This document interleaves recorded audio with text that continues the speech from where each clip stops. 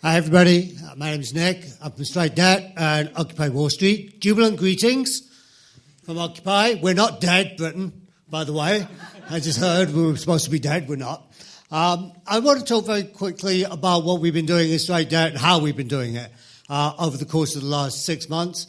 After May Day, which was a big demonstration that was held in New York, an alliance between Occupy Wall Street, labor movements and immigrant groups to refound the holiday on May Day, which in other countries is already obviously normal.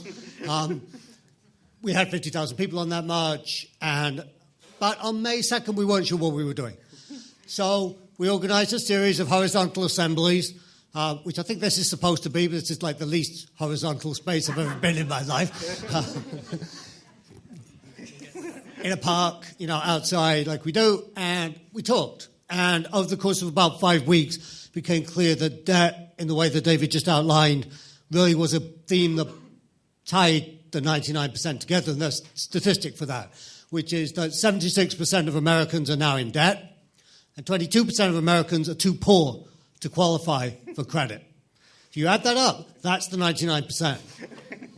And we kept being told over and over again, the 99% is a figment of your imagination. It doesn't mean anything. Wrong. It's really very clear who the 99% are. And people get that. People in, trade unions, like David was just saying. So we organized, the first organizing tool that we created was the Debt Assembly, which has been referred to a couple of times already, which is simply a horizontal space in which anybody who feels inclined can speak about their situation as a debtor, the ways that debt has affected their lives, how it's corrupted their ideals or hopes. And by the way, I think pretty much everybody in Strike Debt, certainly including myself, are also debtors. And we've come to speak about that in public. I'm massively in debt. I have huge mortgage and credit card debt. I worked out during the course of being in Strike Debt that my debt situation will be resolved when I die. And so that has generated the slogan, you are not alone, which we use to mean two things, which your life shouldn't be alone, but you're also not alone. There are many other people in our situation. So we began a lot of research around debt, and we started looking into all kinds of what was actually going on, doing research. And we produced this. This is called the Debt Resisters Operations Manual. And it was written collectively by a group of people working together using off-the-shelf corporate software like Google Groups and Gmail and so on. And it gives people a really clear breakdown of what debt is, what you can do to negotiate your debt, if you're in debt, how you can talk to creditors to maybe reschedule it and so on, and then ultimately what you can do to resist that debt and to move into a place of debt resistance. And for many of this, this was a really intensive time.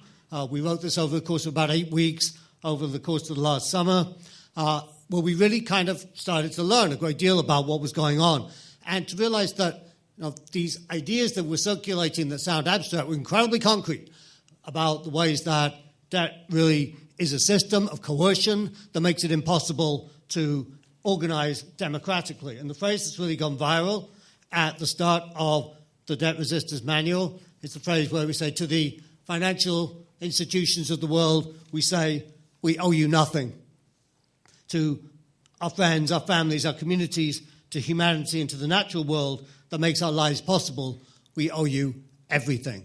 So it's not that we refuse the social relation of debt, it's that we refuse the coercive debt system. So we then turned the Debt Assembly into what we call a debt burn, which is where people do, again, come along and speak personally about their debt, but bring an invoice or a bill, and you set fire to it. And you take those ashes and you throw them into water. And it's a surprisingly cathartic thing to do. I got very used to talking about being completely broke in public, which is an odd thing to do. But burning your bill and throwing it away is a very strangely powerful, moving thing to do. There were then two major public actions. On September 17th, Strike Debt held down what we called the debt zone, which was to the south side of Wall Street. And that was reported on, I think, in the Occupy Times. And then on October 13th, we did a day of action in solidarity with Global Noise, who organized across Europe and indeed around the world in protest at the debt system. And that produced a lot of trust and responsibility and accountability within the group. So this is not just a group writing about debt and so on. We're also a direct action group. The next thing that happened, and this is entirely unexpected, obviously, at one level and entirely expected at another, was that Hurricane Sandy hit New York in November. And Sandy created a crisis, an ongoing crisis of the environment, but also of housing, social provision, and so on. And the Occupy movement kind of sprang into the gap, and Occupy Sandy did an amazing job in mutual aid, in supporting people, in finding out where there was need and catering to it in a way that was entirely democratic in the Athenian way, in that people had need were provided for. We didn't kind of, go for any kind of check as to whether they were on our side. Indeed, most of the people who were helping in places like Staten Island couldn't stand the Occupy movement when we first started working. That really has changed the climate, bad pun, in New York.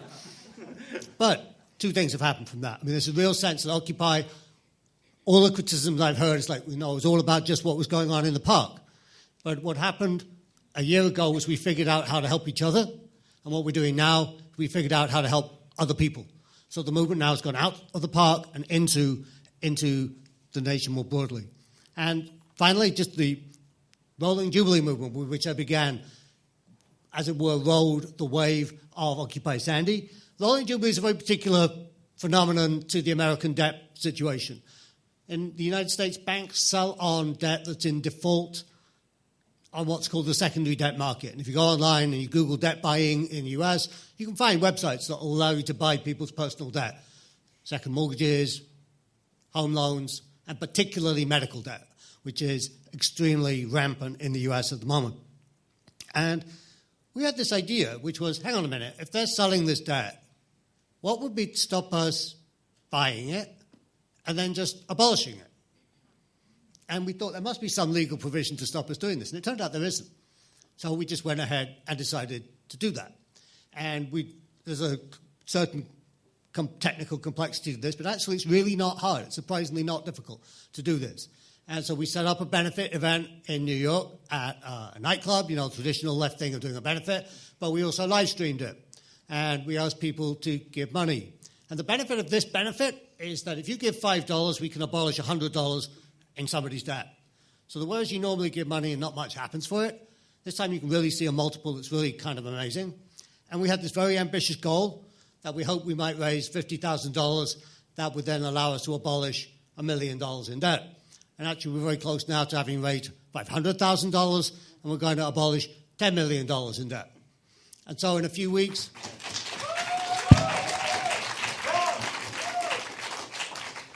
a bunch of letters are going to go out to people who have never heard of us before, and they're going to say, hi, we're Occupy Wall Street.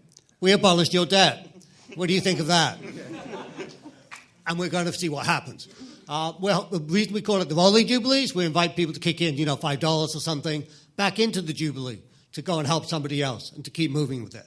Now, we are very much aware that we're not going to abolish personal debt by doing this, but we are calling attention to the scandal of the secondary debt market, which is an appalling phenomenon in the United States, $13 trillion of debt circulating, and the way that the banks will settle for 5%.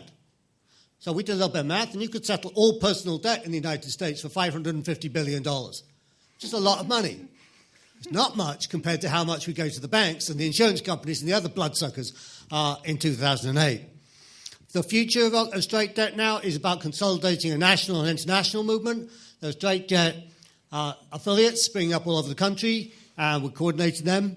There are international debt movements. There's a Straight Debt UK, I believe. I've just come from Barcelona, where 15M are very far from dead indeed and are seriously kicking it, and particularly in relation to the citizens' audit of the debt, which they have set up there. There's the Réal Démocratie now, maintenant, in Paris, are also organizing around debt, and so on. We're also motivated by Sandy and by other actions to start talking about climate debt, and this is a debt that we owe as developing nations to underdeveloped nations to create space for their emissions to come up to a standard where they don't have to live on less than $2 a day. And finally, we're working then to think about how these different moving parts can be structured organizationally. We're not sort of sanctifying the Occupy process of 2011. But our message to you is simple. Be jubilant.